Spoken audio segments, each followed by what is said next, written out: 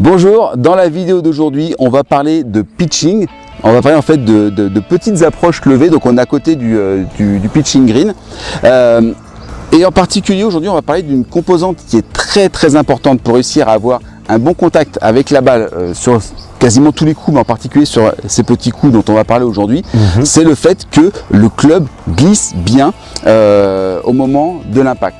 Donc Fabien, qu'est-ce que c'est que ce glisser du club et qu'est-ce que ça peut entraîner comme problème si on le fait pas bien pour la plupart des golfeurs? Mais le problème, donc le glisser, c'est quoi? C'est imaginez que donc le club, il arrive dans le sol et que vraiment on sente qu'il y a vraiment un prolongement au niveau du sol du club vers l'avant, vers la cible.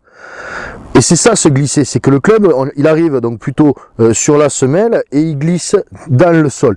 Et si ce glisser ne se fait pas correctement, ben on retrouve souvent les mêmes problèmes de contact, c'est-à-dire des tops ou des grattes.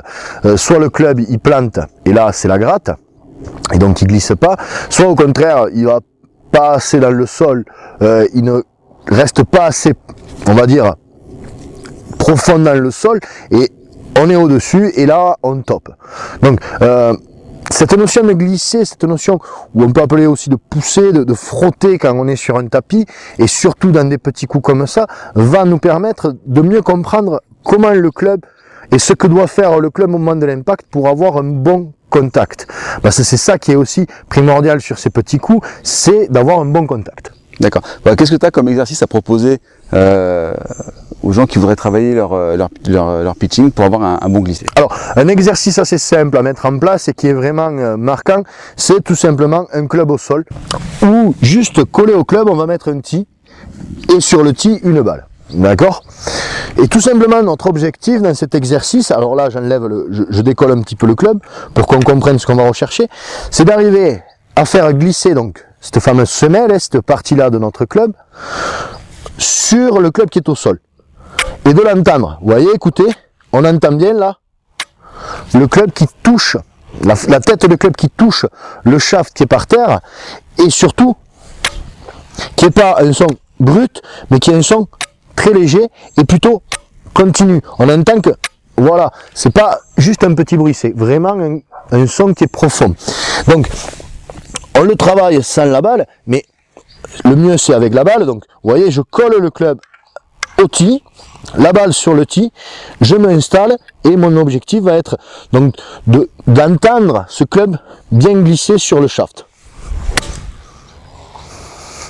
Donc voilà. Donc là, on a bien entendu le club glisser, la semelle glisser sur le shaft. D'ailleurs, ma balle, pas trop mal contactée. On va le refaire une deuxième fois. Donc, je suis ici, je me place et je viens glisser. La balle est toujours bien contactée, elle va tranquillement sur le green.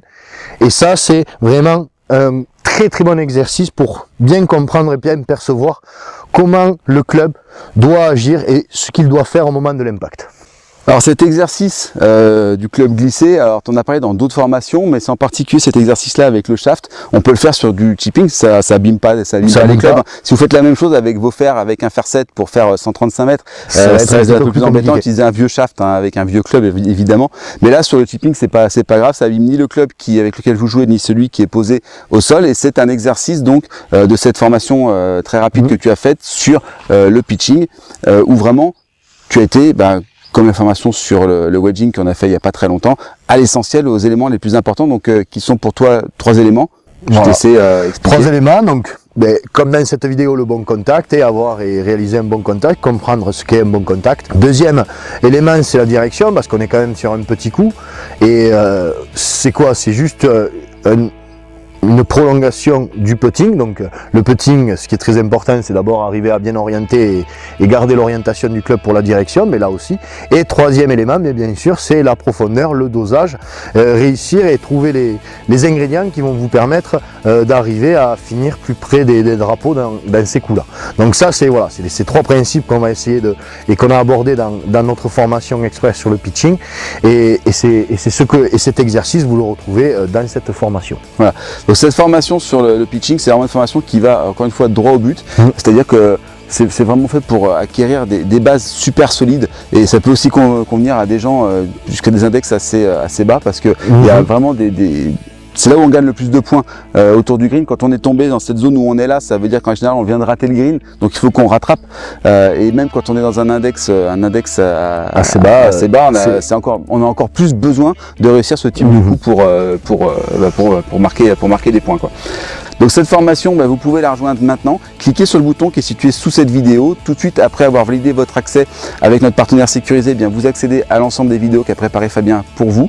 Et donc on vous attend sur le site privé avec Fabien dès que vous avez validé votre accès. Donc cliquez sur le bouton qui est situé sous cette vidéo, et moi je vous dis à tout de suite sur le site privé. À tout de suite.